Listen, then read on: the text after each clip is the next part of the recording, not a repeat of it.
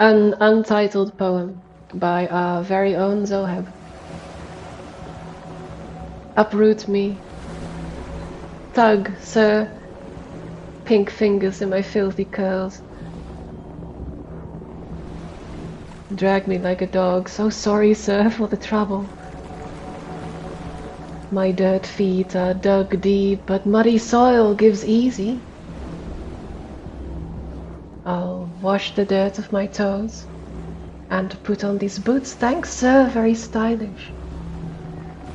Amaji still in the wood. Abba and Didi make fine kindling. Dead's dead, sir says. And he chops them and clamps them in steel. Wow!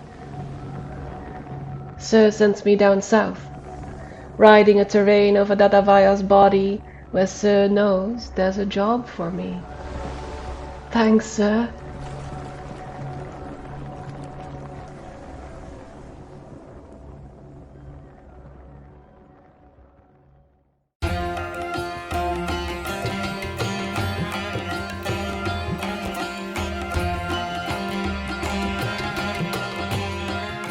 Uduasha City, where the sun is a mirror and the moon a shadow, where dancers cavort in forbidden operas, making love to forgetting and flaying, where the wealthy play at war with silver swords and silken sashes, where the people mine the dead heart of a burning star for cannonballs and pipework, and where 1,000 secrets hide in a forest of paper and ink. Here, the 5 keybearers reside, the 5 who know the secrets of the broken gates of death. 5 only. There is no 6th spire, forlorn and forgotten in the desert. There is no one who looks to the displaced, the poor and destitute and landless, whose ancestry has been stripped from them by foreign looms and foreign sparkcraft, and no one has ever heard of the House of Ending. But this is their story. Their roots pulled up and burned, they stand in filth up to their necks, and that is precisely why they must keep their heads ever high. Welcome to Uduasha, immigrant. May it fear the name of the house you will build. Welcome to Desperate Attune, an actual play podcast about characters with their identities in peril, played by an international cast devoted to fiction-first gaming, collaborative world-building, and complex character drama.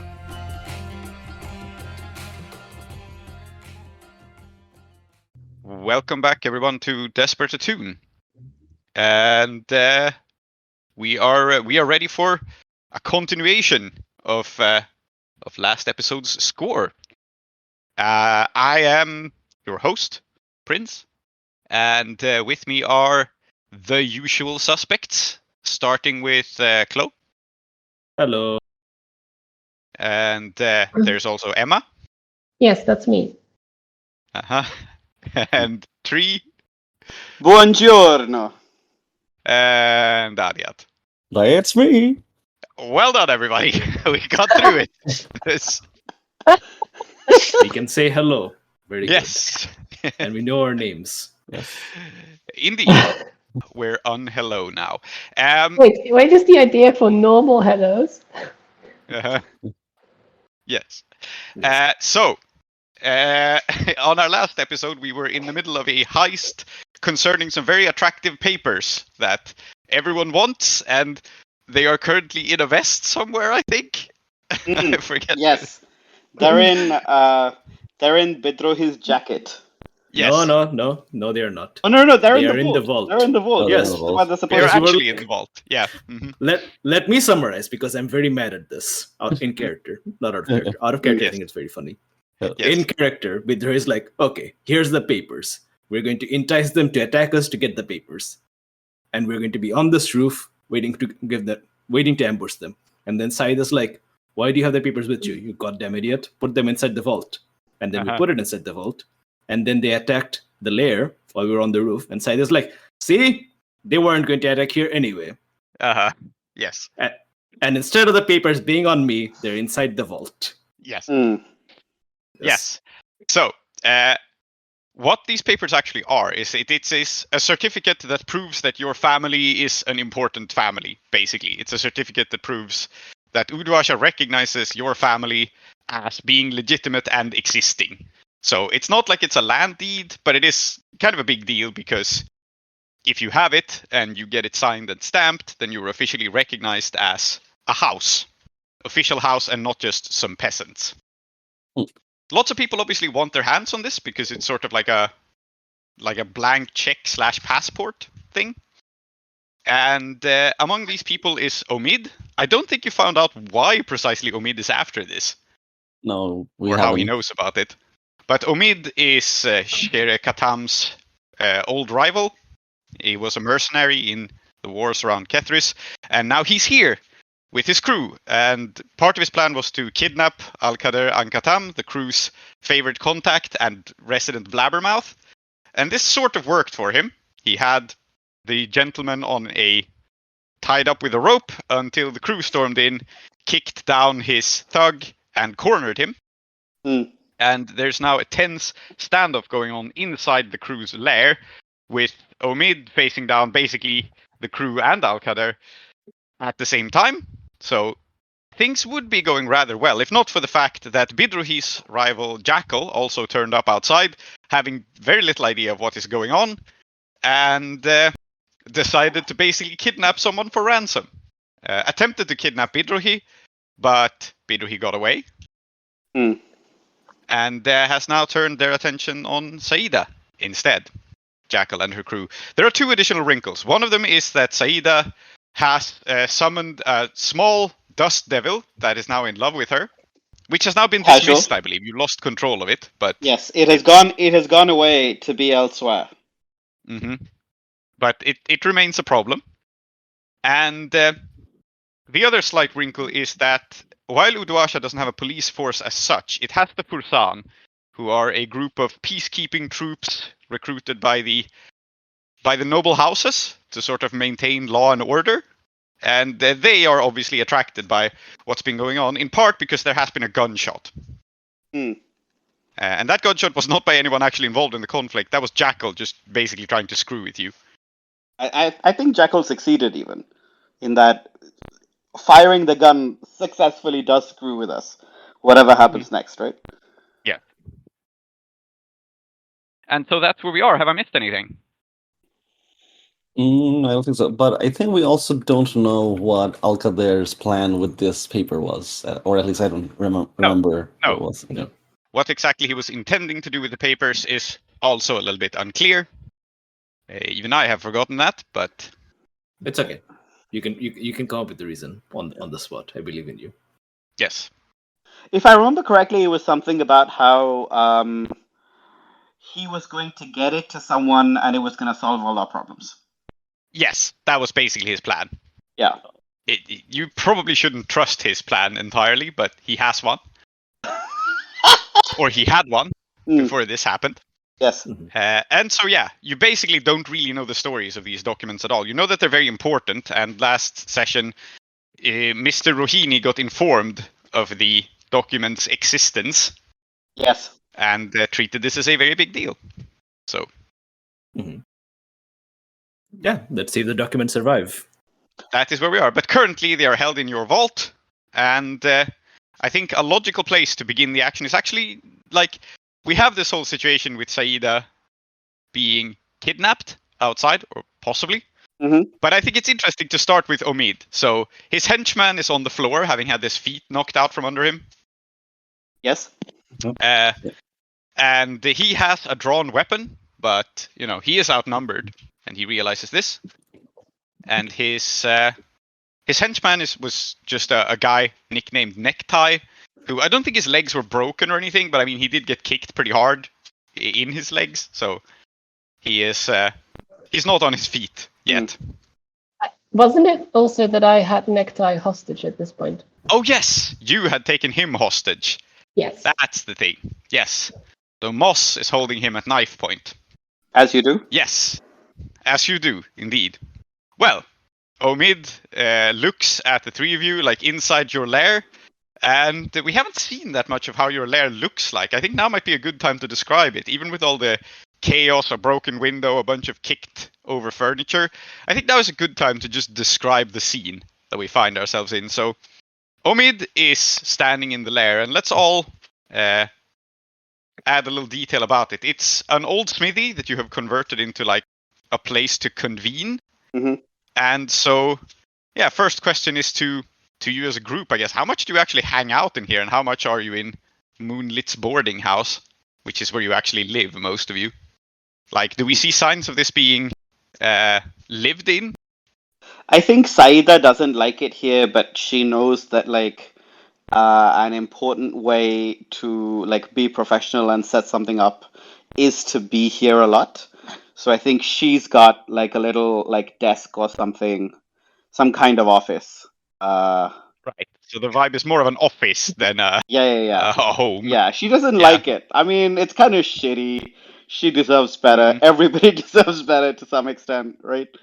I also feel like this being an old smithy, there's probably like the ground, the floor is just like packed earth, and maybe there's like a corner that is cement or concrete or something. It's pretty utilitarian because that's what it was made for.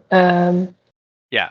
But there are probably some rugs or something, like some attempt has been made to make it more like a house and less like a smithy. Uh-huh. I will say Yeah. probably that we've just dragged in whatever furniture we could find, and so there's just a mishmash of like just any old thing, like stuff, like just a chair Right. stuffed in the corner. And I don't think there was any like coordination, like it was like, oh, Yep. okay, I need a place to sit, so you just go around the back, you just grab something and you put it there. Yeah. So you have the obligatory moldy old sofa that Yeah. all of these places tend to accrue. Yep. Yeah, moldy old sofa, folding Uh-huh. chair. Yep. We probably don't have a potted plant because plants Yeah. are extremely rare. But if they were less rare, then we would totally have like one of those potted plants you just drag in for one day for when visitors come to make the place look more Yeah. look nicer. Excellent. I Yes. mean, You So- know what you can find instead of a potted plant Mhm. in the Shattered Isles? You can get petrified wood carved to look like a real living plant. Yes. Uh-huh. Oh, I hate that. So it's a petrified wood tree in a corner. Hmm. Excellent. And what of use your lair actually contains is the vault and a bunch of weapons. Yes. So I guess that there are weapons lying about in here or hanging about. And when we say weapons, we basically mean random butchers, cleavers, and like farming scythes and Mhm. hammers. For the most Are part. they like hanging from the rafters, just like random knives and stuff? Maybe on the wall? Yeah, They're just could everywhere. be. They're just everywhere. Uh-huh. Yeah. They're just like, okay, so your lair is just littered with weapons. So even if you disarm Omid, he can just keep arming himself. Good. Oh Mhm. shit! It's okay. I mean, he needs an edge over us. Yes. But for the moment, he isn't actually fighting. He has his weapon drawn. Shere Katam, remind me, what weapon does your rival prefer? What is he armed with? Yes, that was going to be my question. Yeah. So, I mean, he's part of a gang called Jasper's Giselle Cheese. So normally, yeah. But I think we also established that they aren't bringing their rifles with them. No, he didn't have a rifle. He had something sharp. He's already scratched you across the face with like a knife or something. But also, Giselle is probably the worst like gunpowder weapon you could have in a tight like indoor space. So, in terms of like sidearms, I think it's just got a curved sword, right? Very. Yeah. I don't think Omid particularly cares for what weapons he's using as long as he's using it. Yeah. So he indeed has a kind of wicked-looking curved sword that seems military issue, very like pragmatic, and he points at Al-Qadir and he says, "I don't know why you're sticking your neck out for that man." Because he has amazing fashion sense, and you don't. No. Okay, you come to a duel, okay, and you don't even bring some sword that fucking rocks. Okay, just look at that. What is that? Yeah, I'm gonna look at Saeeda first of all. And I haven't even managed to come downstairs yet. To be clear, I'm stuck upstairs. Right, you're not here. Saeeda is not here. Oh, Saeeda's here. I guess. Okay, I'm gonna look for Saeeda, notice that she's not here, and then think to myself, why am I doing this? And I think, but then I remember why I'm doing this, which is that Al-Qadir just simply mentioned Omid's name, and that was enough. So And I think Olaje, well, he's on the other side, and that's all I need. Yeah. Yeah. So Omid kind of scowls at you and he says, I know we've had our differences. Differences. Is that what you call it? Differences. Look, you want to be under the thumb of some gentleman, nobility? I thought that was the sort of thing you were fighting against. Well, that's what he's trying to do to you. And he gestures at Al-Qadir, who looks shocked and offended at being Of accused such- yeah. of this. Al-Qadir says, "What? Certainly not. Look, we could. You could just go home. We have this whole situation in hand." He says, looking at Omid, and Omid says, like, "Well, fair enough. I recognize when I've been outmatched. I'll leave, but I'll just have you know, you're no better off with him than with me. Whatever he's planning to do, it won't be good for you," he says. And he actually throws this line out towards Sherkatam, his old rival. Maybe that's just to fuck with your mind. Maybe he means something by it, but... I think that's gonna fly over Sherikatam's head as he just goes, "Leave! You damn bastard! You gotta break it, or how did you say you're just gonna leave? I'll do you. And I'll he, fucking do you." Do him. Yes, very good. There is a private room. so he is backing away with his sword raised, but he does not seem to give a shit about his friend that you're holding hostage, by the way. He is just like, basically he's just counting on that, like, on sheer bravado, he's going to be able to back out the back door and put himself in a better position. So you can do something to stop him if you want, but otherwise he's just going to, like, carefully back away with his weapon raised and try to escape this situation, if not the scene altogether. I am strongly encouraging Sherikatam, my friend, to throw down with his rifle. Mm. I mean, specifically, you said there's a private room. Uh-huh. Yes, like, excellent idea, Bidrohi. Omid. We should end this how it always should have ended. You, me, in a sword fight to the Oh death. my god. Okay. So rather than just attacking him, you're trying to persuade him into a sword fight to the death. No, just the two of us. No one else needs to be involved. Yeah. I mean, fair. I think you have some position. I don't think Omid is the kind of guy who gives a shit about honor, to be honest. But I think that, the idea of, like, your friends won't interfere makes this a possibility. So you can roll something. You can make this some sort of action. I think it's risky. It's not quite controlled. You have the upper hand, but he is still a very dangerous man. And you have limited effect, I think, in that you can get him to agree to a sword fight, but he will not take it seriously or play by the rules by default. That's okay, because I wasn't going to play by the rules either. All right. So risky, limited, and your goal is to get him to, like, actually fight you, right? Not de-escalate, but to escalate. Yeah. Okay. Yeah. Okay, let's see. I'm gonna say that this is a consort roll because I'm counting on the fact that he hates me enough to. Okay. So you're consorting Oh with my your God. rivals, trying to come to a gentleman's agreement. Yeah. Okay. So it's a 4. So he grins, he stops backing away, and he says, "All right then, for old time's sake." And then he lunges at you. And your risky consequence here is simply, like, you wanted him to fight you, he's going to fight you, and he is really fast, so he's going to stab you.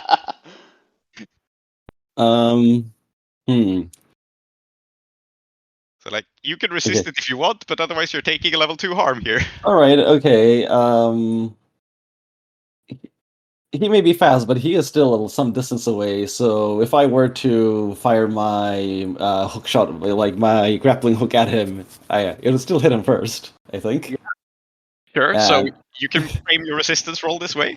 Okay, and I think it sounds like an insight here to act quicker than he does, but it could be something else. Resistance comes from deception or understanding. Prowess is physical strain or injury. Does prowess make more sense then? Sure, it can be prowess. All right, let's do that. Easy. Very nice. Okay, so 1 stress. Yeah, fair enough. So do you resist it? I think the logical consequence here, then, instead, is that you don't have your hook shot available. You haven't lost the weapon or anything, but you've fired it. Yeah, it's one of those, like, he probably parries it, because your success here was not actually injuring him, just getting him to fight you. So I think he parries it, bats it aside, it gets stuck in a wall. So your weapon's stuck, but you're not hurt. Now, the way I had framed this hookshot thing is something like, because I don't think we've mentioned on the podcast itself, is that Cher has a prosthetic arm, and I thought this would be something that's actually just attached to his arm. Yeah, I think so too. I just mean the actual shot itself is stuck in the wall, so you can fire it again. Yeah, so because I think what just happened is that I've now tied myself to a wall because the hook has a rope that's attached to my arm now, right? Yeah. See, Sherekatam, he can beat this man with one arm tied in a wall. Yes. Okay. Yeah, but I think I could use this to my advantage if I'm gonna try to run around kind of in a circle, literally I'm gonna try to run in a circle around Omid so that I can get the rope around him. Okay, sure. Because one end is stuck to the wall, the other end's me. So you shot at him, he deflected the blow, it's stuck in a wall, and now you're running around him to try to snare him with the rope. Yes. Yeah. This is some Mickey Mouse shit, I'm not gonna lie. Yeah. Well, very cool. I guess it's a prowl action, or it could be a skirmish. It's up to you what sort of action it is. I still think it's risky. I think neither you nor he have the upper hand Could in be this finesse. moment. Well, I'm not prowling about unseen. Could it be finesse? Yeah, is it subtle misdirection? Yes, I think so. So finesse, then.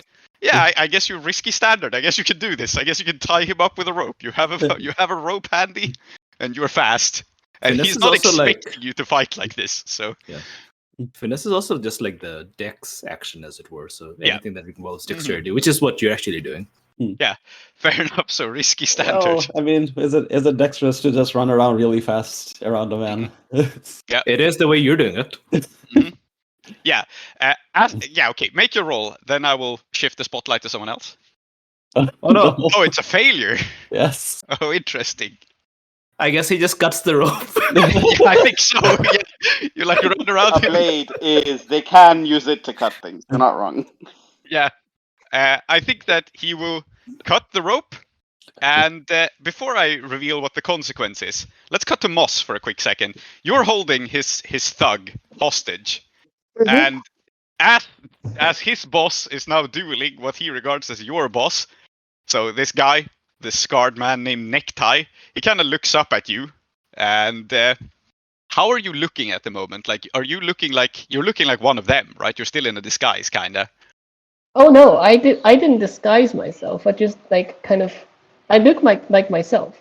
I just kind of walked in behind them and trusted that none of them would notice that the extra person entered. Yeah. Well, fair enough. I guess he still hasn't paid very close attention to you, so I think he says "Hey, sister, this concerns neither you or me. You mind letting me go?" No, I think that. He's kind of pleading with you, right? Yeah. I'm just I think the guy has the right idea, and I start tying him to the petrified plant that is very heavy. Okay. We're gonna have to, for Sancho up. We're gonna have to have someone explain this. Yeah, sure. So the consequence, I think the risky consequence is, I don't think Omid is attacking you here, Sherekatam. The reason why sort of Necktie matters is that, okay, he doesn't have his guy handy, and I don't think Necktie is in a position to put up a fight, so Moss can tie him down. I think the risky consequence and the consequence of your failure here is that Omid, he cuts the rope, he lunges past you, and then he will roll out into the street. He's still not running away because he's still intending to fight you, but he is starting to realize that, maybe he should shift his position to open ground, particularly when you're denied your hook shot, right? Because he kind of knows your tricks. Yeah. So the rope for your hook shot is cut. You can't use it right now. You can repair it later, but he, one part of the consequence is that the rope is just cut now, so now you can't use it at all. Yeah, that's fine. And the second thing is he is shifting his field of battle out into the street, which is a little unfortunate for both him and you, because out in the street there's still Jackal and her thugs. Yeah. And so let's cut to Saeeda and see what's happening there. This is not great for anybody. So, if I remember correctly, I, Fustercluck on the roof. Some moron has fired a gun down there. I look down, and all three of the kids are inside the building, right? So it's just Jackal and her thugs outside, right? Yes, and they were trying to grab Bidrohi, but then they decided against it, and now they're just like, well, they're not sure what you were trying to do.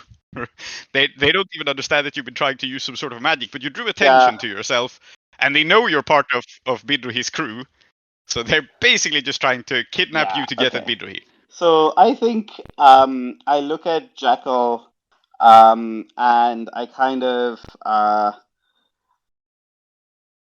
undo. I think so far I've been mostly trying to do magic, right? I don't think I've had any of my weapons out really.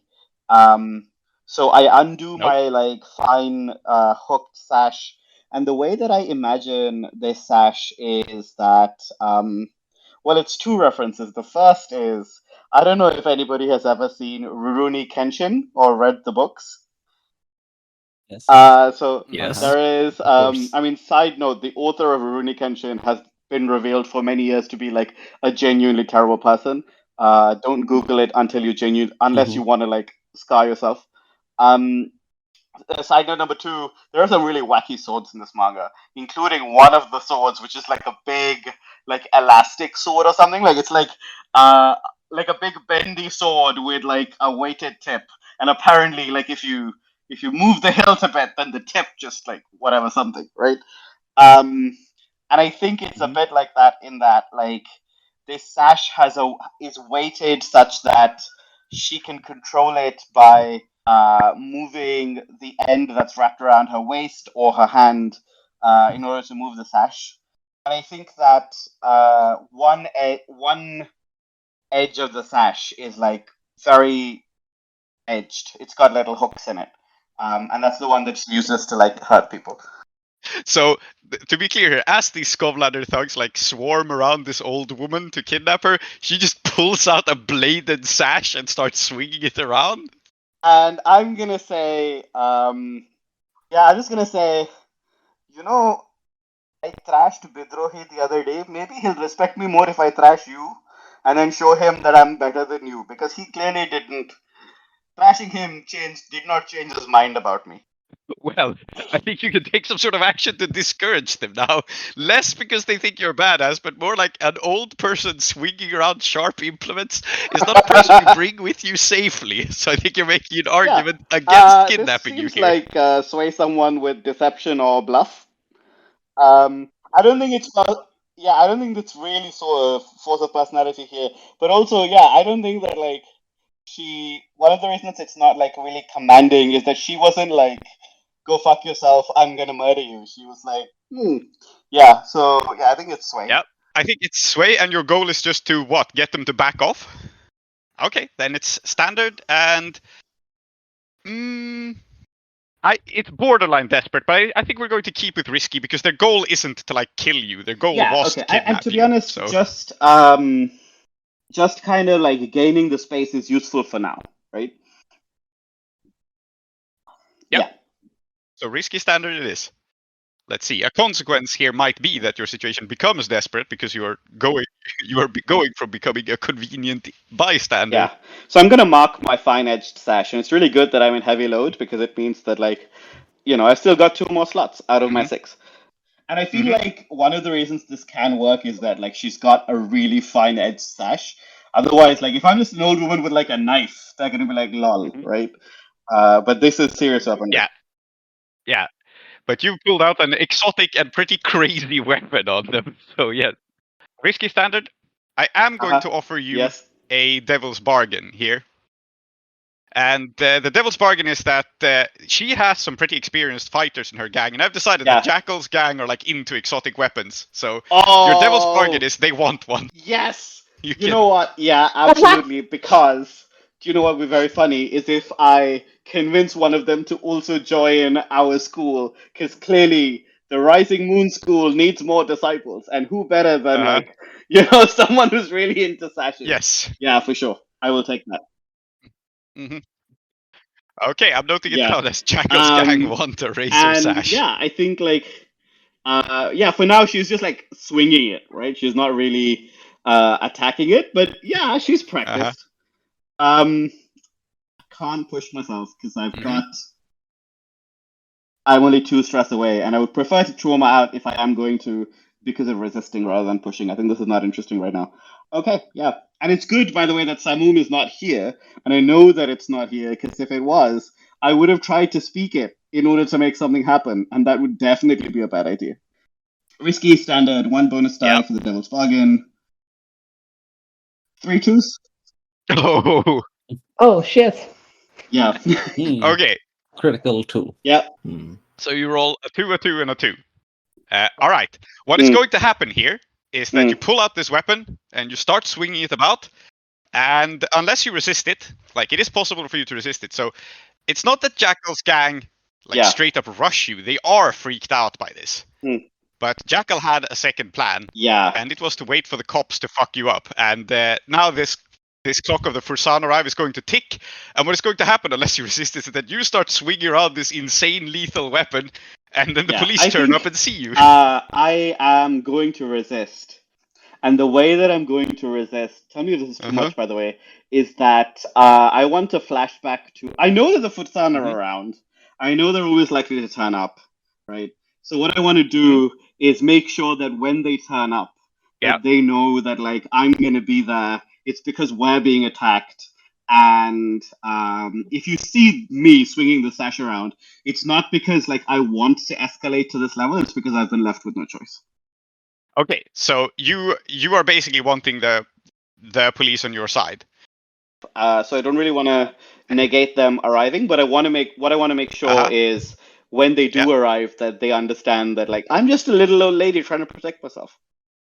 Okay, I think you can do this as a 1 stress flashback and then a resistance roll. Yeah. So it costs you 1 stress flashback to have talk to them, and then we'll see the resistance roll is just like how much stress do you take in the process as they turn up and intervene. We have a Faris as a crew contact. It's Faris Juleka. Oh, yeah. Whom we briefly saw in season 1. Then Juleka is here, I guess, as you make this resistance roll. But let's see if you trauma out, because that's entirely like possible. Understanding, right? Yeah, sounds good. I hate arguing like for me having only 1 die in things, but here we are. So basically, if this is not a 6, I trauma out, right? So let's see. It's a 1, so it's really good, actually. Good. Yeah. Excellent. Great. Yes. All right. Well, you swing around this weapon, and I think as you are swinging this weapon around in a circle, you get to frame your own trauma. But here's my suggestion: you swing this weapon in a sacred circle, and a dust devil rises around you and obscures you from view. So I think that it's very funny if my trauma is just I am haunted by Samum. Excellent. Yeah. Yes. We will do a scene of that in a second, but for now you are taken out of the scene by your demonic minion. Fuck. Yeah. And what does Faris Juleka look like as she intervenes in the scene? We have. Have we had a description of her personality? Yeah, or let me. the like? Tree did it last time. I don't remember her physical description, but I remember her personality quite vividly.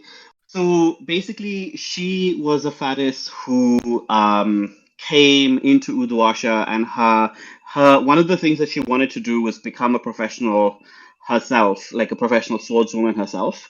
And she tries to get into the Colosseum, and she fails miserably. And the ustads of the Falling Star School are like in turns amused and annoyed, right, by these attempts. So they kind of like go out of their way to embarrass her, as if to be like, well, you're never going to do this, lol, right? Yeah. So she is a failed gladiator who became a Fursan, a Faris instead. Yeah. It's like how top chefs look down on the school lunch lady. Yeah. So, yes, we see Julika turn up, and I'm just going to give her a physical description since we haven't given her one. Then, Oh no, she So does she's- have one. She does have one. She was described okay. as kind of plain-faced and large. yeah, good. That kind of fits what I was describing. So she's fairly tall, and she comes in. We haven't described how the Faris are dressed, but they're less police and more a security force. They're meant to be impressive, right? So I'm imagining they're in some sort of robes, like pretty flowing clothes. Probably in like a khaki kind of beige color, and adorned with helmet and with some sort of sigil of Uduasha, which is of course, Yes. since Uduasha is built around a fallen star, a star. Very good. They have sheriff stars. They're totally unrelated to sheriff stars, but Yes. 5 points, of course, for the 5 houses that they serve. And so she strides in, and she is accompanied by one other Faris and by a peculiar little man who none of you recognize, who is dressed similarly in these like elegant robes, but he has a very nice hat, like a brimmed cap, and he's walking behind Julika and her companion quite calmly, assessing the situation. But she steps in and says like, "All right, break it up, everyone, break it up." And since you failed your role to captivate the Skovlanders, they break it up. Like, you didn't succeed in captivating their attention or getting them to do what you want, so they basically scatter. And so it's in front of the Fursan, in front of the Faris and her 2 companions, that Omid stumbles out into the street, and Omid comes face to face with Zahir, who is Sherekatam's friend who was with you, and who has laid a trap for Omid, or so he thought. And so, just as the Fursan arrive and as the Skovlanders scatter, they come to see a clash between 2 men in the street. Omid with his long sword, and Zahir probably also has a sword. Yeah. So your friend and your rival, Sherekatam, are now fighting in the street. Their blades crossed. So I'm in the So I'm in the lair. Omid had ducked out after cutting the rope. I think when he does that, Sherekatam just goes, "Clever as always." I'm not sure. Sherekatam's not a particularly bright person when it comes to dealing with Omid, so I'm just gonna run out onto the street as well. And you're just what do I charging out see? into the street. So you see Omid and Zahir crossing blades, and unless I'm going to put it like this: unless you resist this, probably with insight, you will not notice anything else, because this is your best friend and your rival. I think this emotionally takes up your space. So unless you roll a resistance roll, you will only notice that Zahir and Omid are fighting. Just tell me, is Omid facing me? Is it possible to sneak up? Not sneak up. Is Omid aware that I'm coming out of the door? I think he is. He seems to have enough situational awareness, but that said, he is distracted, so he's not fully 100% paying attention to you, since your friend is here. And so, tell me about Zahir. Is he sly enough to coordinate some sort of plan with you? Is that the sort of guy he is, or will he shout loudly to you? Because I think Zahir can see you, and he will make eye contact with you and be like, "How do we play this?" Okay, you can detail this how you like, but I pictured Zahir as being the kind of friend who's also a thorn in your side. Yeah. Right? Okay, so he will do what you don't want in this moment. I think so. But I think I've kind of played Sherekatam to be a bit of kind of underhanded. Is Zahir, I think, is the more honorable, more refined friend, and he's he'll if he's in a duel, he'll do it the right way around. He'll be he's not gonna wait. He's not gonna be like, "Oh yeah, sure, I'm gonna what he's gonna say, Mushfiq, I'm gonna angle myself so you can sneak up on him." He'll be like, "Ah, yes, my friend, you're here. Let us down together." So that is exactly what he does. He turns to us, he goes like, "Brother, don't worry, I have him right where I want him." And I go like, "Shut up, you idiot! I was thinking."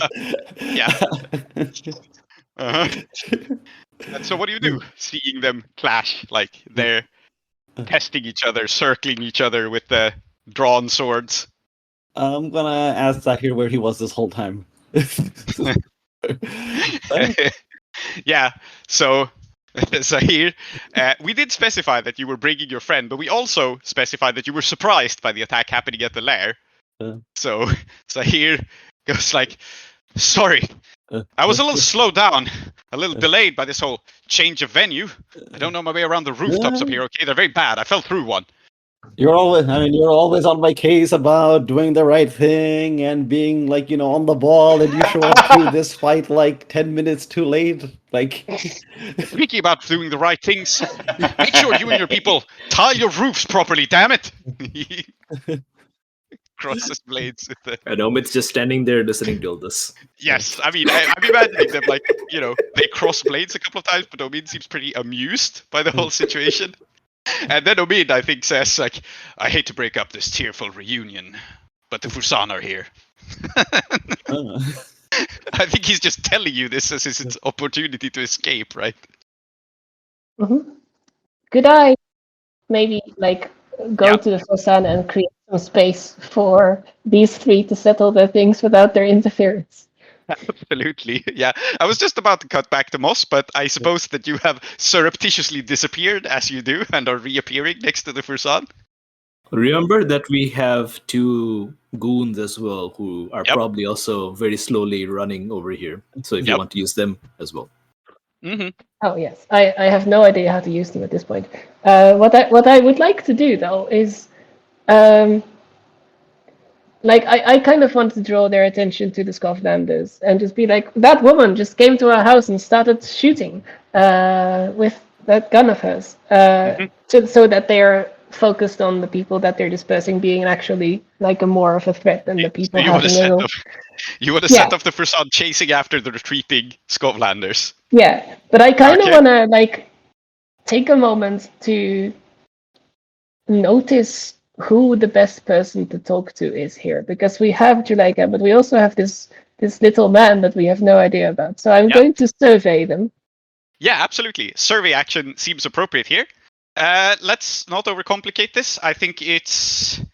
Actually, I think you have the upper hand here, so I think it's controlled standard. I think you can get this information, and in this moment you are just a, concerned citizen without a gun, pointing at the person who has a gun, so... Yeah, I'll have left my rifle in the house, yes. Yeah. You didn't... Yeah, I don't think you have marked it on you, right? So... I have marked it on me, but that doesn't matter. You left it in the lair, yep. I left This it is an in there. advantage of being in the lair. Yep, fair enough. Controlled standard, I'm just going to roll it. Yep. And it is a 5. It is a 5. Okay, you are on a normal load. I think the consequence here is that as you survey them, basically part of the consequence is just you realizing what is going on. Okay. And what you realize is that this little man with the cap, he is one of the falconers. He is going somewhat incognito. That's why it's not obvious, because normally they have, falcons, right? They're the secret police, but they also actually are falconers. He's going like a little bit incognito, not terribly much, but you realize that he is from the cap. He still has like a symbol of authority on him. And I think the controlled consequence, unless you resist it, is that you and he know each other a little. Like you've had some run-in before. Not a bad one, because it's a controlled, not a risky circumstance, but he knows who you are unless you resist it. Oh, interesting. I don't immediately see a reason to resist that. I think it's better that way, actually. Or I think it's more interesting, to be sure. So I'm just going to leave it. Yeah. And he touches the brim of his cap, and he looks at his two underlings, Julika and the other person, and he says, well, ladies, you heard her. That way. And he gestures with his cap in the direction of the fleeing Scotlanders. And they turn that way. And he turns back to you. Moss on the rung that breaks your ankle, if I'm not mistaken. Good to see you again. And I don't think you know his name, so you're a little taken aback by like, good to see you again. I'm just like, not many people remember all the way. Well, very impressive. I don't think I can offer you the same courtesy. Of course. I am an unremarkable fellow, Captain Peregrine, he says, and he does a little bow. And Yes. obviously, this is an alias. He's a falconer. His name is not actually Peregrine, but It would be very funny. I'm just like, I'll just kind of nod and your face seems familiar. yes, I think we've run in the same circles time to time. Travelers, foragers, that sort of thing. I do enjoy a bit of a stroll. Do you mind inviting me in? It's terribly hot outside, he says, and he's kind of looking at the people having a duel, like side-eyeing that way. But for now, you have successfully distracted him and his people. And again, it sort of makes sense to prioritize the person who has firearms over the people who have swords. Like, they're at least just a threat to each other, not to the general public. Yeah, so do you invite him inside your lair where you have all sorts of illegal shit? You can, because what I've been doing is hiding all the weapons. Mm-hmm. There's a man tied to a petrified tree. I am covering him in a lampshade or something, or like a blanket. Oh, sure. Yes. Cool. In that case, sure. We'll go. I'll have trusted your instincts in this case. Of course. Yeah. Sure. We can get you some water. Don't worry about them. I'm pretty sure it's just a friendly bout. Yeah. So you are inviting the falconer into your lair, and meanwhile, there is a duel going on outside, and I think Alkader, who is also here, there's kind of a lot of people in this scene, right? But I think Alkader has also run outside to watch this duel. No, he hasn't, because I held him back because I wanted his opinion on like whether I should use the red drapes or the purple drapes to hide. Of course. Okay, so he's doing interior decorating with you. Yes. Keeps him busy. Keeps him safe. I love setting up a team of bravos, none of whom are very bravo. That's what appears to have happened. Yeah. Well, this is our theme, right? Our cult wasn't super culty either. I can throw down, but this is a private one-on-one that Sher Khatam is having with his rival and his friend. What do you mean not very bravo? What have I been doing this whole time? I have been saying bravo to everything you've been doing. Yeah. Yes. And speaking of which, I think we should see how Sher Khatam's fight is resolving. So you're having an argument with your friends while he's crossing blades with Omid. And what do you do? Well, I'm gonna join in, but I'm also gonna frame this as part of the argument where I'm like, I'm gonna call out his Zahir. Look, you're already late. Just leave him to me. Just as if to say, you don't need to come in here in the last minute and take my glory, right? So I don't know what effect this is gonna have on me that I don't particularly care, but it's more of a character thing. I'm just gonna try to take Zahir's place in the fight, kind of just nudge him out of the way and try to get in my own swings rather than coordinating with him. Okay, so there is some sort of action here, but your goal is more to take over the fight and the glory than to actually score a hit on Omid, right? Yes. Okay. So it's up to you what sort of action this is, but I think this is controlled standard. It's not super risky to just take his place, but your standard effect won't actually accomplish anything against Omid other than get his attention. You can trade this up to risky great if you want to both step in and accomplish something, but yes, I wanna make this risky great because I will say that while this may not be what I'm intending to do, the fact that Omid kind of does actually have to, even though we're not coordinating, Omid has to now kind of deal with a very unpredictable series of jabs coming his way.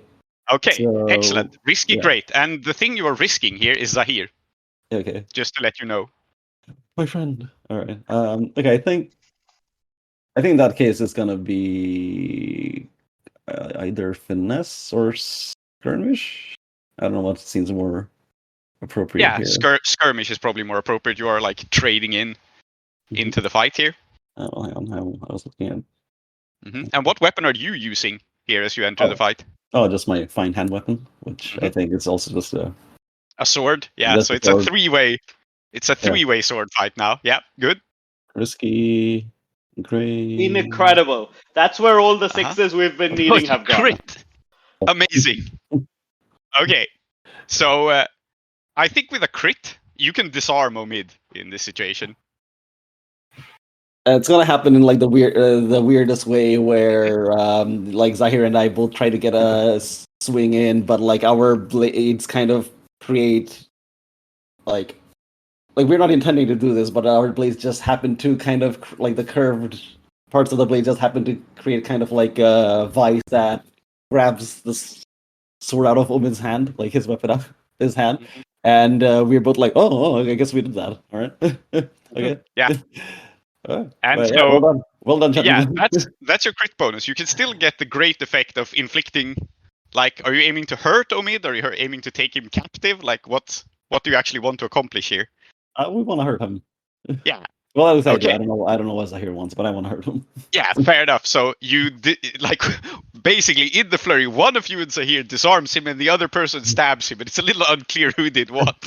But yeah, Omid backs away with a wound in his stomach and staggering away. And I think this is a character-defining moment for you, really. He is staggering away, and he has clearly been defeated, right? And this is in an open street in front of witnesses. You can just kill him here if you want. I think with your crit, normally I would say he's much trickier to deal with, but with your crit you've set yourself up for it. However, it would be just straight up murder in an open street. He is unarmed at this point.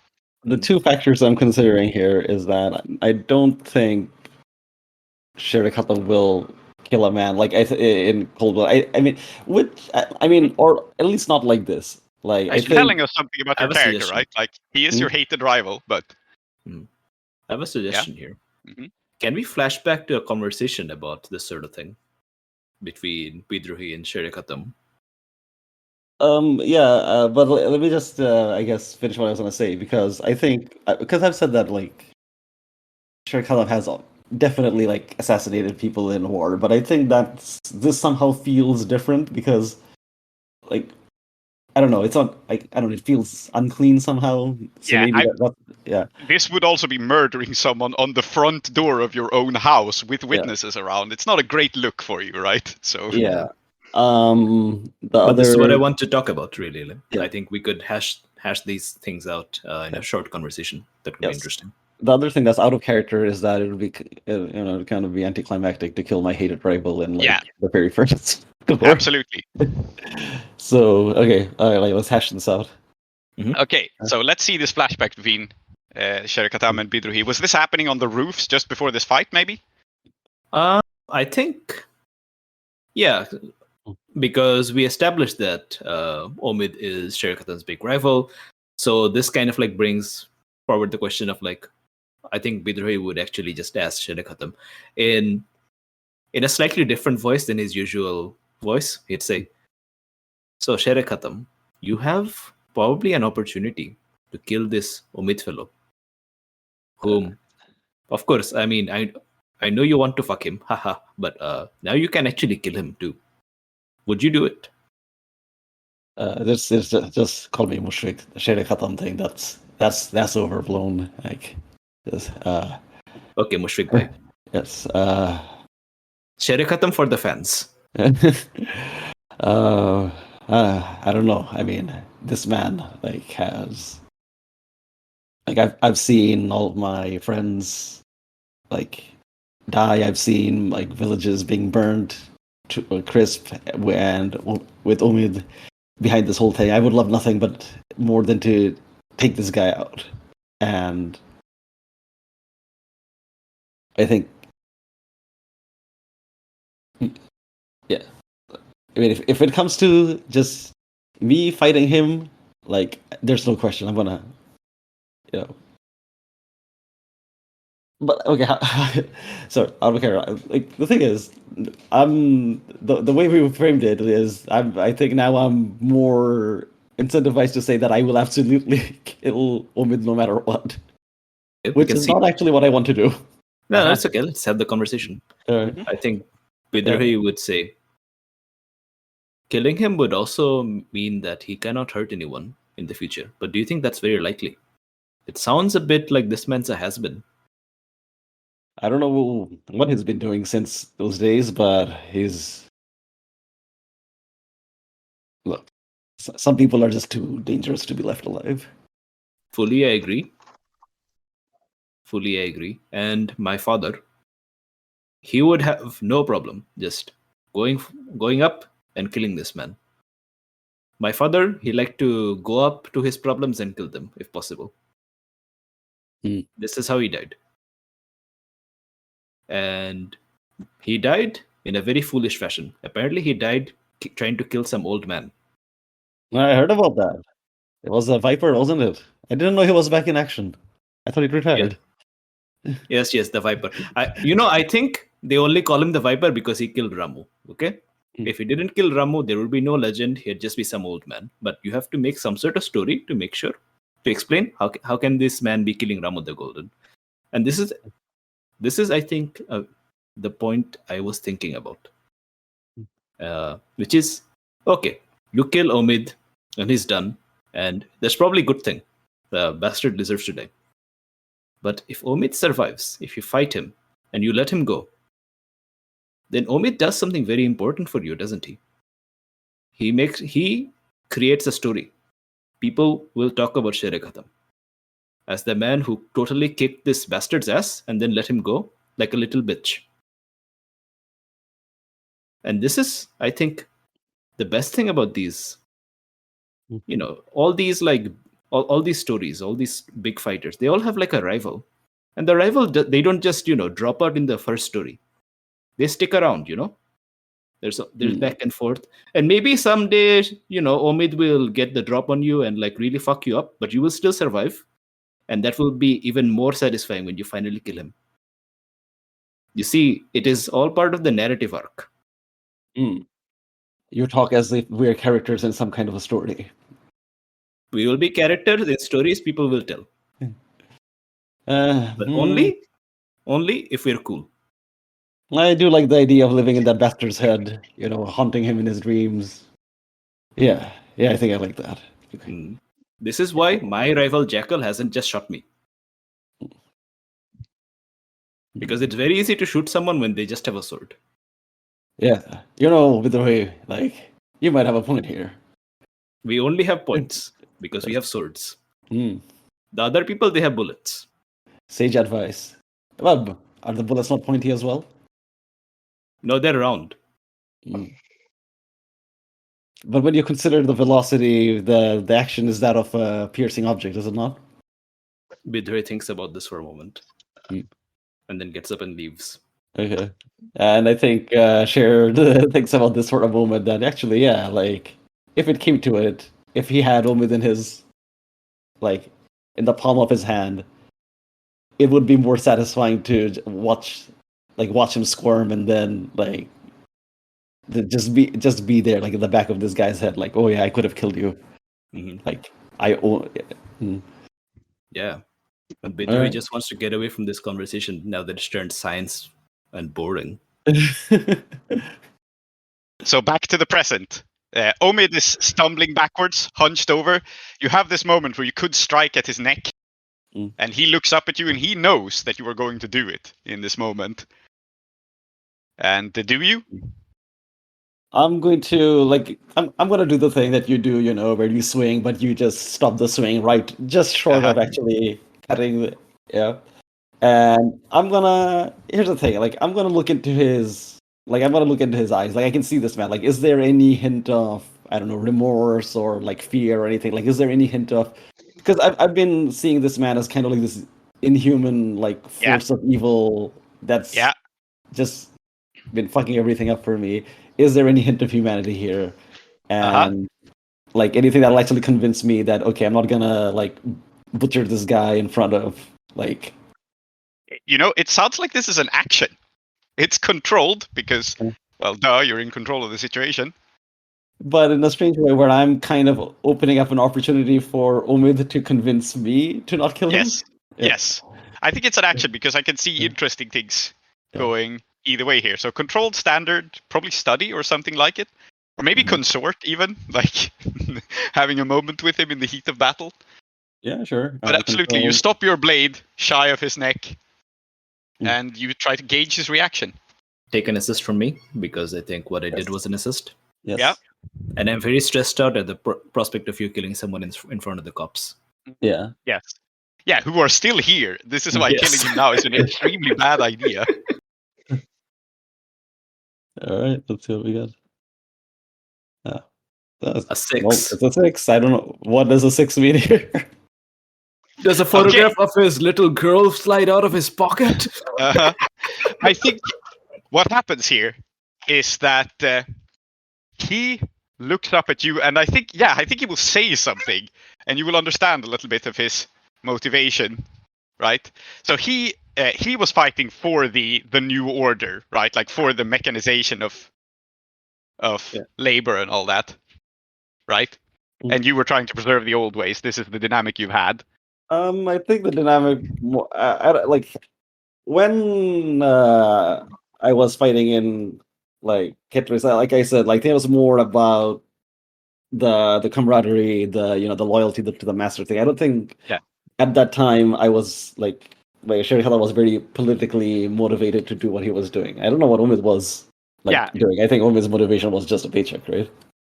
Omid was a mercenary, yeah. So you stop the blade, and he looks up at you. There is this moment for you. Yet I guess one of the Faris is like rushing at him now, to like pull him away, arrest him. He's been disarmed. Like break up the fight, basically. But as this is happening, he looks up at you. He like spits up some blood as you've stabbed him in the stomach, and he says, "You know, I'm not the mercenary. The damn gentlemen were the mercenaries. All they care about is money. You should too. Ain't no principles." And what you learn about him here is that the reason he became so cynical is that he has been fucked over by the gentlemen really badly. And so what he did was, rather than fight for them as like their noble vassal man, right? You know, their noble and true fighter, he became a merc. But you see the like cynicism in his eyes. And yeah, never trust the gentleman. And I think this is his spark of humanity, right? Okay, I think that's gonna be enough to not convince me essentially, but enough to like hesitate. I think at which point maybe the freeze can come in and tackle him out of the way. Yeah. And by then he's underneath a cop, so if you want to kill him now, you will have to stab through one of the police women, and you probably don't want to do that. And like she tackles him out of the way, she turns to you and goes like, "Lower your weapon!" I think, which I do, but kind of absent-mindedly because I'm thinking about like what Omid said. Because this is interesting because Omid also had previously pointed out Al-Qadir as one of the gentlemen, which didn't register then, but I'm kind of thinking about it now. Yeah. Okay. Yeah, I think. Yeah. I don't think the Faris are just going to let you back into your lair. I think that you will be a little bit questioned and so on. We'll get back to that. But let's cut to the inside of the lair, and then we'll cut to Saeeda, because I've not forgotten about Saeeda. But I think it makes sense to resolve the events in the lair first. Yeah. So Captain Peregrine walks inside. He takes off his hat, and he has a very visible bald spot, which seems not to bother him in the slightest. He like hangs up his hat on a peg that moments before held some sort of deadly dirk, but has now been cleaned out by Bidruhi, right? Yes. And he says, "You have a lovely home." Yes, thank you very much. Would you like a gulab jamun? Oh, yes. Thank you. Okay. Thank you. Murad, go get a gulab jamun. And your two servants who have turned up at this point, very, very confused by what is happening. Yes. Decide that, okay, we're hosting this guy now. And I mouth at them, put your fucking swords away when you come back. Yes. And there is a dynamic that happens here. As Captain Peregrine walks inside, Alcader looks visibly nervous. It's one of those, like, he has a very friendly smile, and then he sees this man that he has an expression of like, oh shit, while smiling. I had a moment where I wanted to like just like show the police or the falconers, I guess in this case, like the guy in like Nexai that we captured, and be like, yeah, these guys broke into my home. But as soon as I see that, I'm like, oh wait, no, because then they might be able to make a connection between all the things, and that we have a thing we're not supposed to have. Yeah, yeah. And you still have contraband in your vault, right? So yeah, there's just a vaguely necktie-shaped lump of tapestry. I think he knows to shut the hell up too at this moment, because I mean he's tied up. Anyone can like beat him if he makes a noise, so he's smart enough to keep his mouth shut and to stay very still. A professional. Through and through. So the captain chooses your moldy sofa to sit down in. Who knows why he does that? It's your least appealing piece of furniture, but that's where he takes a seat. And he says, well, it seems we've had a little dispute here. Again, he adds, sounding a little bit unamused, and he looks between Bidruhi and Moss, and I trust everything is settled, or are there more troublemakers about? Well, if they are about, we'll be here, but I would prefer that people stopped coming to our home and shooting guns and stuff. Yes. Mind telling me what this matter was about? No idea, honestly. They said something about... What did it was the matter with those two? Was like some sort of... I don't know, they're always angry at one another. I think it's about the war or whatever. About the war or whatever. Yeah, that's what people are normally angry about. That's true. Yeah, I mean, people are angry about the war all the time. These Scotlanders, I really have no idea. I think they were just there to fuck with us. It's always like this, sir. And I gesture at Captain Peregrine. It's always like this, sir. We are just some Kethrisi people trying to, just live our lives in the normal Kethrisi way. Yes, I do feel terribly bad for your people. So many horrible things happen to the Kethrisi. It's tragic, really. Yes, it is very tragic. And now we have Sar here, and then a gesture at Alcadir and Khatam. He's a man of the people, an up-and-coming man, and you can tell by the cut of his waistcoat that he understands what's going on. And these people, they don't like that we have someone who understands what's going on, and they come over here, and then they just try to fuck with him. We were just having a nice tea and some few gulab jamuns, and then they came over here to try to kidnap him. And then the Scotlanders, who they have nothing better to do, and all they knew how to do was fight from like the war with Akoros or whatever, and then they come over here and then they cause more problems. It's always just problems and problems. Everybody's angry about the war. It depends which war per person, but Yeah.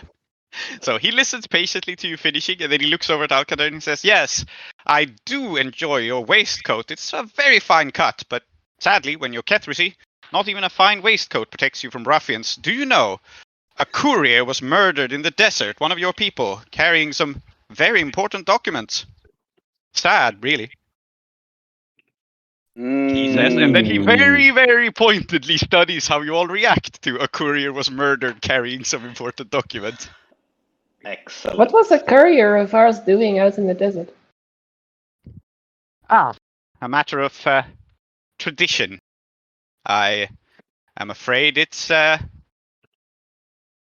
old practice when someone is delivering a message between families in Iruvia, to deliver them in a traditional manner. Sadly, whatever the message was, it never actually made its way here. So I'm afraid I can't answer that. But it's my job to keep track of rovers and wanderers, people who spend too much time outside the city walls, he says. And this is when he looks at Moss, and this is why he knows you, because you are a weird wanderer, and his job is to keep track of weird wanderers. Well, I firmly settled down. There are not really any wanderers or people who spend a lot of time that are about outside the city walls here, I'm afraid. That is true. And also, sir, and then it turned to Alcadir with like a sort of like, and then as I turn, my face is like away from Captain Peregrine, but I'm like giving Alcadir a play it cool, play along sort of look, and then it turned back so that everyone can see me. Sir here, of course, I don't know if you know this courier or not, sir. And then I kind of really look to see if Alcadir confirms either way. Yeah, no, he gives you a non-committal smile and says, "Well, I know a lot of people. I have so many friends. You know, I can't possibly keep track of them all." Okay, but what I mean, sir, is that because you are a man of the people and this is one of the people, then of course, sir, you shall be hosting a very tasteful and yet lavish funeral feast in memory of this man. And you know, it is very sad to hear about him. But sir, I am sure that you will be doing this. Yes.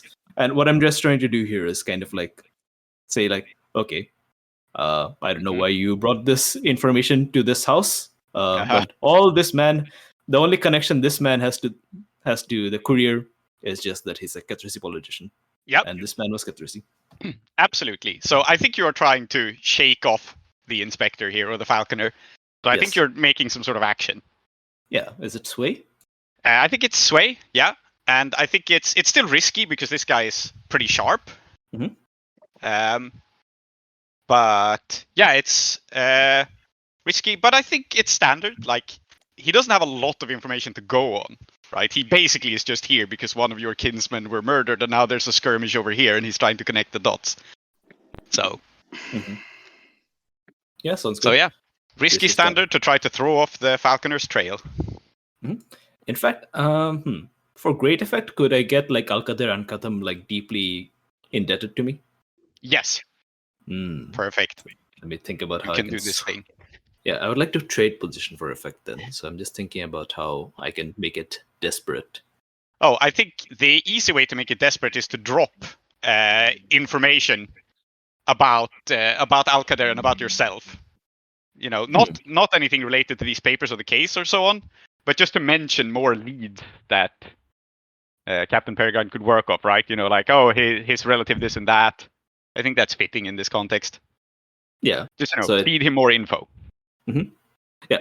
So, sir, here he is a real man of the people, a real up-and-coming person. He does this and that, etc., etc. Mm-hmm. And we have been working as his bodyguards and so on, and he pays us very, very well, etc., etc.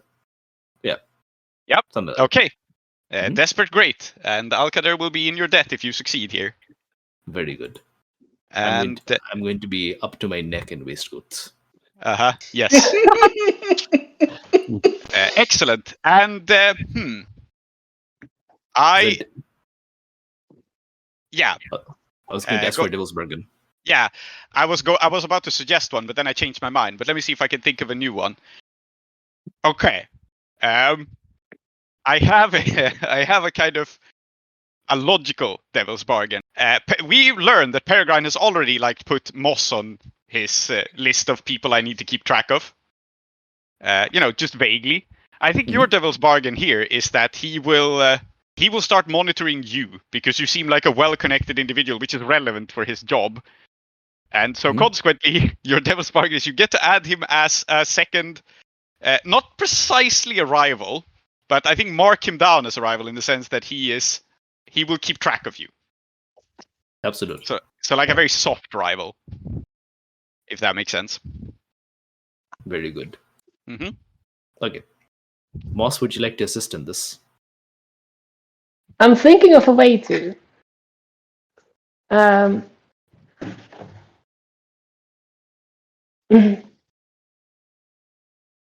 Yeah, I don't know what I can say that will just increase the likelihood of success here.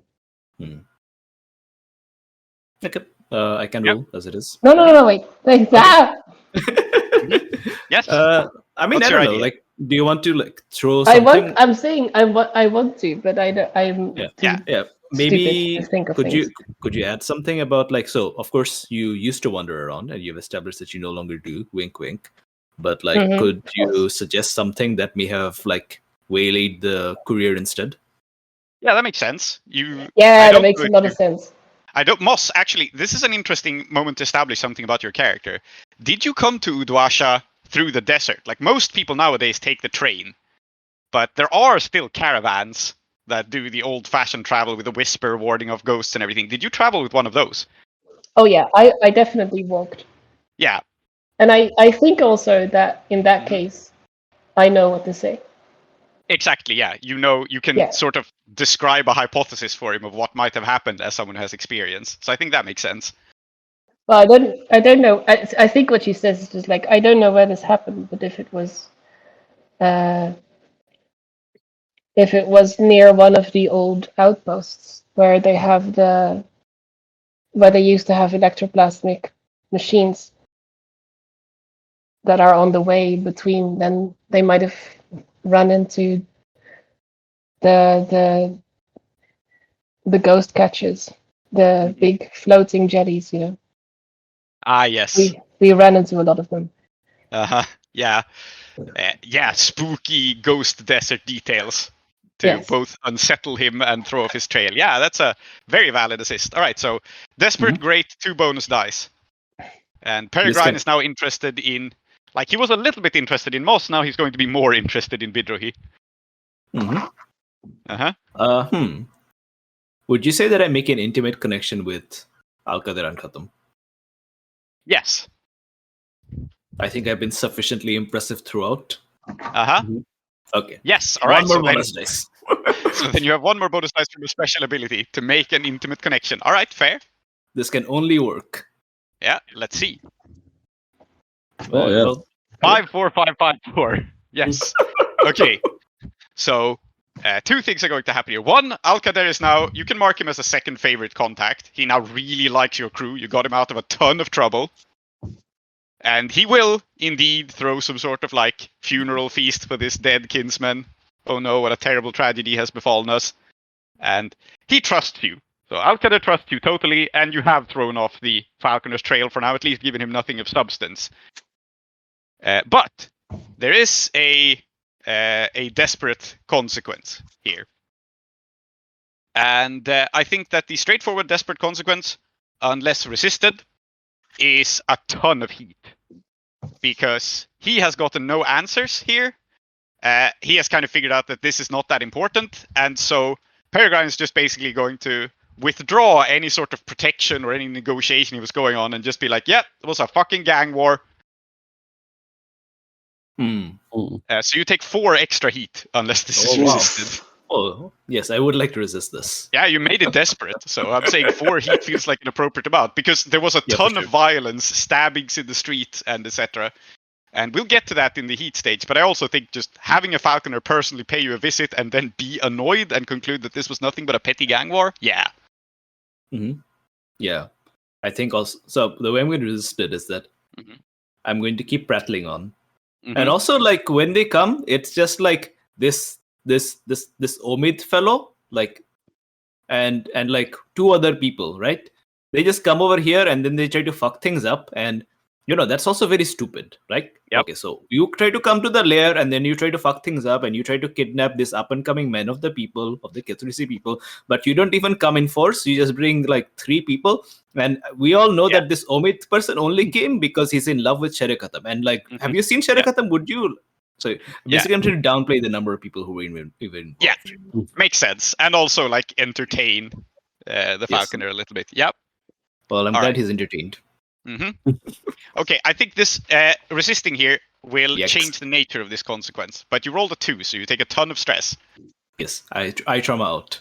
Oh, already. Okay. Yes. Interesting. So rather than give you heat, I'm going to start a clock, and I'm going to make it fairly long, like 6 rather than 8. And it will be called Peregrine's Investigations. And he's going to start looking into you. He has concluded that you're interesting, but for now you don't take any extra heat. Mhm. So you just Okay. have this guy's attention. Maybe you can turn the situation around somehow. He doesn't dislike you or anything, but yeah, there you are. Sounds good. I have picked Reckless as my trauma. I think that makes a lot of sense. And yeah, speaking of trauming out, I guess in this case, your trauming out is not something necessarily dramatic, right? You just prattle on and talk to this guy for a really long time.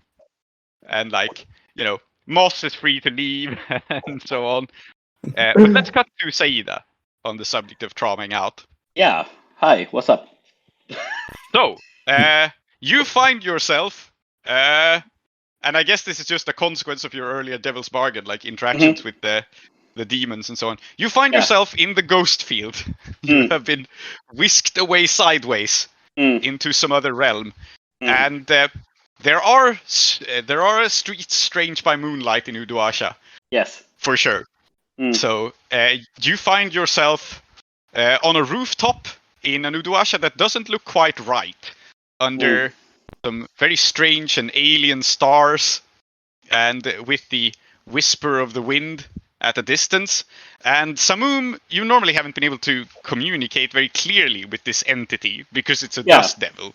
Correct. But in the ghost field, this changes a little bit. And so, again, the ghost field is a place of metaphor and absolutely. And symbolism, right? So there is this sand sweeping about you, but there's also an individual of indeterminable gender sitting before you, and they are swathed from head to toe in cloth, like looking pretty much like a desert nomad might in the middle of a sandstorm, where you want to protect every inch of you. Correct. Yeah.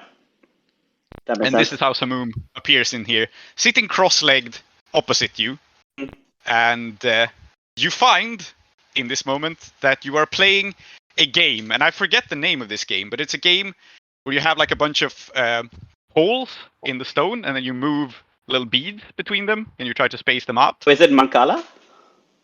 Yes, I think that is the game. Yeah. That's the one. Yeah. This is where you find yourself suddenly whisked away by this entity into this realm of symbolism. So he puts down his stones, or they put down their stones, and then looks up and says, "I protected you." And I think I say, I have not needed protection for a very long time. Who are you to offer me this? You were spinning. I saw your rotations, the whirling of the sash. You do not understand the true art of whirling. You do not understand the secrets in the desert wind. You are inelegant, they say. And then they make like a really cool move in the game. Oh, you can go fuck yourself. Okay, yeah. I think Saeeda will look at that move and then look back up and say, what do you know of elegance? You thing of wind and speed, a thing of no body, a thing of no substance. Yes, I'm sure you're very elegant when you do nothing but obey your own nature. You have no constraint, no duty, no obligation. I am elegant in all these things. What do I understand? Motion. Only motion, they say, and they look into your eyes. Yeah, and I think Saeeda looks back down at the board and deliberately makes a move that seems inefficient, a move that seems like definitely there was a better one, right? Yeah. And then looks back up and says, yes. As if elegance is to be found only in the dance and not in the space between steps. they simply say, "You disappoint me," and then looks down, and there's genuine like sadness in their voice. Yeah. And I think now, Uh-huh. what Saeeda will do is like just rub their hands together and say, grace is not found in the epitome of any single action. I have drawn a blade with more elegance. I have spoken words with more elegance. I have murdered with more elegance. None of it has served me. I still find myself in Uduasha, surrounded by mediocre wielders of the blade, by children who have had no opportunity to be better, for their teachers have all been slaughtered. Your disappointment can join the pile of disappointments and regrets that I have carried with me. Then you do not want me to teach you. And I think she just says, what teacher would declare a student disappointing? There is a long silence as Samum is genuinely hurt. And then they say, "I have great love for you. I can offer you only the dances of the desert, the 267 I know. If you will not take my gift, then you have spurned me." And I think, And this, then you have spurned me is said with, I mean, this is still absolutely. a demon.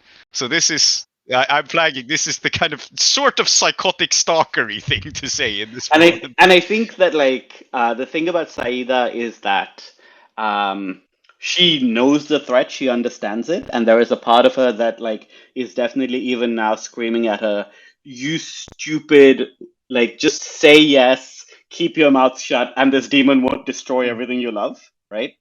And I think there's a part of her that's like, man, I have just been making this kind of compromise over and over because I thought like my home in Kethris would survive, and then it just didn't, right? And like those are the two sides that are like warring inside her. And I think she just says, if you would claim to teach me, then you must be worthy of my attention. Show me that. Okay, Yeah. I think you're making a move Yes, here. it's You're a making command. a demand It's a command of this demon. Yeah. It's desperate because, you know, as much as this is a minor demonic entity, you have lost control of it. So it's at this point desperate. I think that what I'm actually going to do is I've written that I have a voice for song. And I think in this case, I'm marking this because in a place like the Ghost Field, which is much more abstract, it seems like being melodic and being poetic would be more useful. But I also think that it is something that, like, especially when you're talking to a demon, for example, you know, would be like would be quite important, right? Okay, so you have your default here is desperate standard. Marking this can improve either your position or effect, and what your standard effect will be here is that you will stave off this demon problem for a while, and it, you know, if you convince it that it must prove itself, then it will, and you will have it as an asset on the next score as well. I think what I want actually is I want better effect for sure. Because why would I want this to be anything but desperate? And I think that yeah, I'll push myself here for a die because I need the die. I am at 0 dice in command. But I also think, like, as I say this, I'm sitting and I'm looking at this board, and you see that, like, the clothes I am wearing, even like my form, appear to like change and shift, right? Like it's not necessarily that, like, I think I was at first dressed in the combat uniform that I was wearing when we were fighting, and then as I make this demand, actually, I think she begins to look more like what she looked like when she first learnt the blade, learnt the sash, right? And that's kind of reflecting that, like, she's not necessarily against it, but she's against being taught by somebody who doesn't respect her. And in many ways, that, like, the less that she knows, the more the teacher should respect her. Because if I'm very competent, I'll figure it out. But if I, as you claim, know nothing, then you better, like, take care of me, right? Yeah. All right. So desperate great it is. And what do you want for your great effect? I think for my great effect, I want to bind this demon. And I think specifically, actually, maybe what I should specify this is I want to bind this demon to my fine-edged sash. Okay. And Cool. So with great effect, yeah, this, if you succeed here, this will not tick that clock, but it'll start it, and instead of being the normal 12 clock it will be an 8 clock if you succeed here. I think you're seizing the opportunity. So yeah, I think that's what's happening. if you succeed with great effect, it becomes wildly easier than it normally should be. That makes sense. Okay, yeah. So it's one die in command. And I think, like, just as an aside. May I point you towards this ability in the Duelist playbook? No, I was thinking of exactly this ability. Yeah, Ghost Blade. Okay. It might be more called Demon Blade, but yes. Yes, yes. Yeah, so you're aiming to trap a demon in your weapon, and I mean, what better than a whirling dust devil demon in a fighting sash, right? Yeah, this is some dancing dervish 100%, stuff. So, yeah. And I think like one of the things that I just wanted to say as an aside, because it struck me while I was saying it, is that I think it is, like, generally true that, like, it is it's bad form for the teacher to tell the student you're disappointing, kind of ever, but definitely even before the teaching has started. And B, I actually, like, I think Saeeda's very right in being like, oh man, I feel like this person would be a crap teacher if this is the attitude they have, right? Which is true, because this is less a teacher and more a psychotic stalker. So, you know. Yes, I mean, it's a force of nature that has fallen in love with you and attempting to teach you to also be a force of nature. Yeah. So you're very much in not very sane territory here. Okay, here's a question. Sorry. Yeah, before anything else, I have 4 playbook XP right now. From my Desperate Rolls previous session, I have 2 XP in Resolve.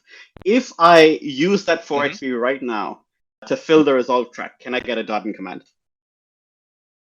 Oh yeah, I will not hold that against you. Sure, feel free to. Yeah, I feel like it would just be so much more useful to have another die, right? Yeah, it's dramatically interesting. If you want to spend XP in this moment, I don't mind. I think Go ahead. And it's like crystallizing some of the thinking of the last section and like all this stuff. So I'll have 2 dice instead of 1. Desperate. Yep. Great. 1 bonus die.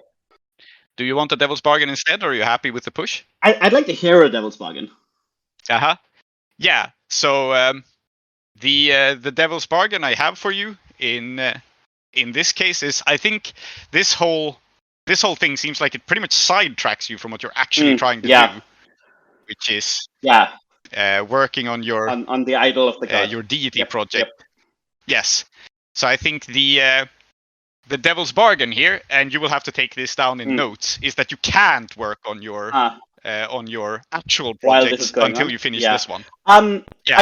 Because I think that makes sense with your magical names. But you may not want to take it. Yeah, I think that makes sense, but like I don't think I'll take it. And I think another reason that I won't is that, to be honest, when you have many long-term projects, one tends to be only done after the other anyway.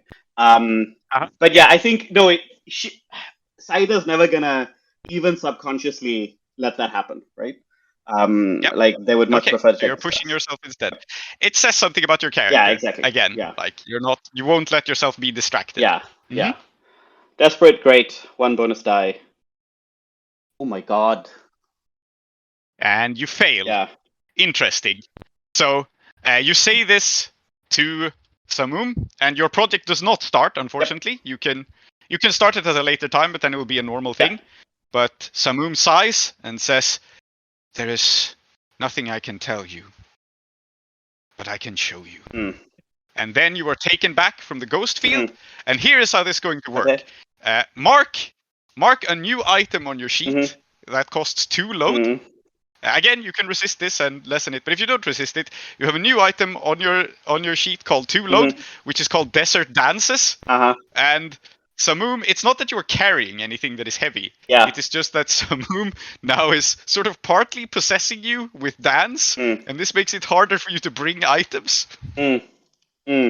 Listen, Because- Tree has no problem with things that should not carry weight.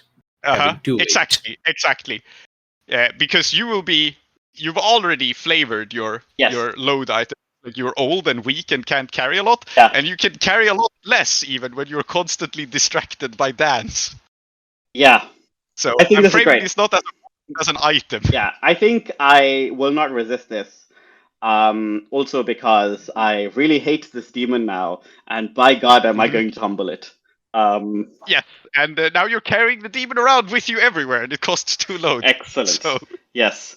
So really, I'm just basically gonna mark have it. Yeah. It's gonna be like that 2 load forever unless I do something about it. Great, fantastic. Yep. You will have to remove it with the project, but Samum is now just clinging to you and dragging you down, and will force you to dance at inopportune moments. Yeah, and to be honest, now actually my load is full, which is very funny. Yes. Great. This does mean, by the way, that like I always have to be in normal load if I ever want my stash with me, which is incredible.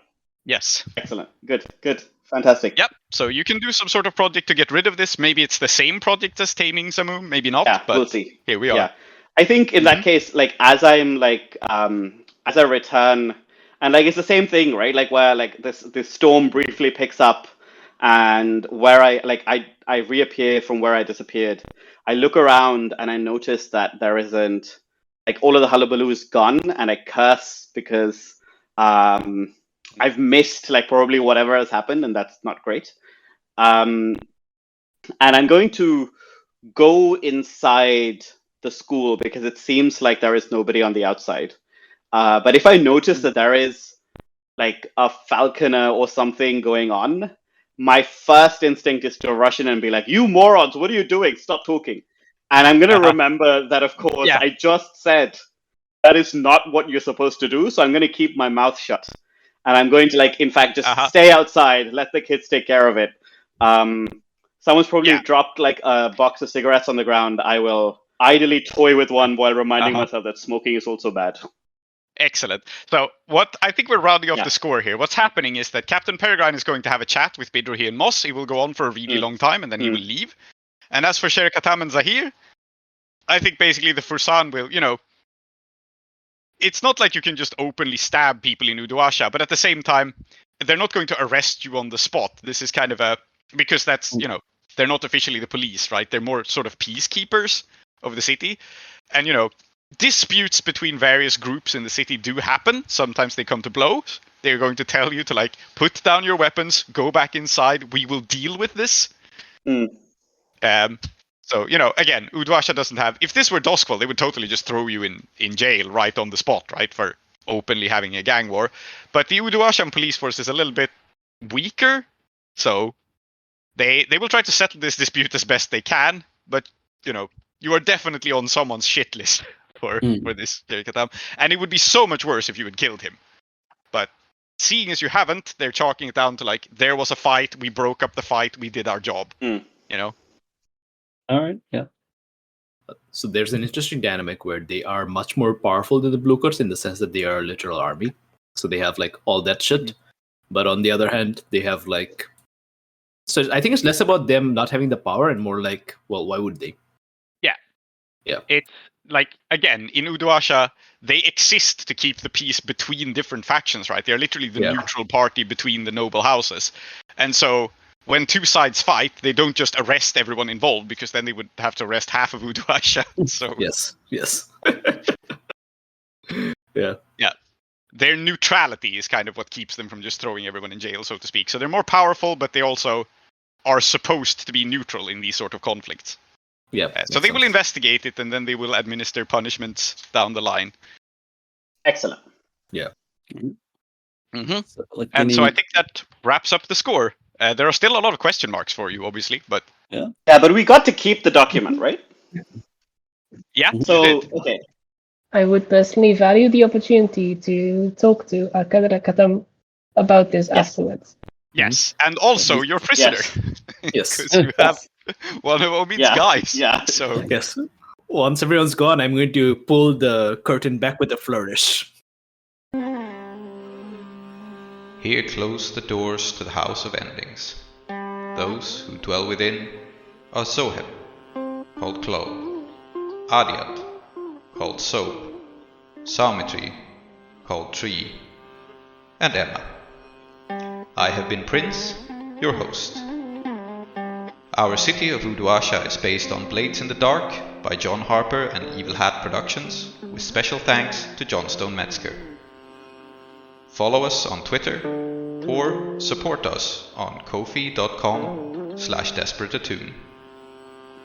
If you want to engage further with us, we also have a Patreon at patreon.com/desperateattune, where you will get our newsletter, extra content, and updates from Uduasha.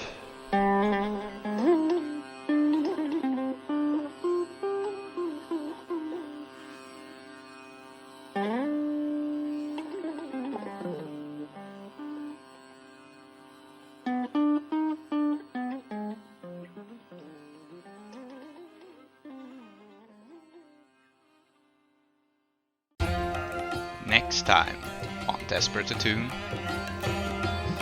And it galls me to admit it, but the man who ended up completely humiliating me is now an Ustad of the Falling Star School. You know Jay Clev?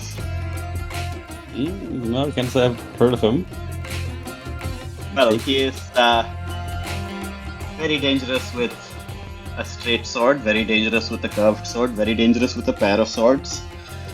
And my sash work was never really good enough for him, which is unfortunate. Now, the reason I bring this up is that if I try and tell Bidrohi about this, he'll tell me that I should fuck him.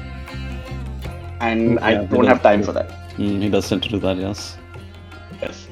Rather, what is very important is that if we try and bring the school up again, J. Clev will hear that I am involved and he will get involved.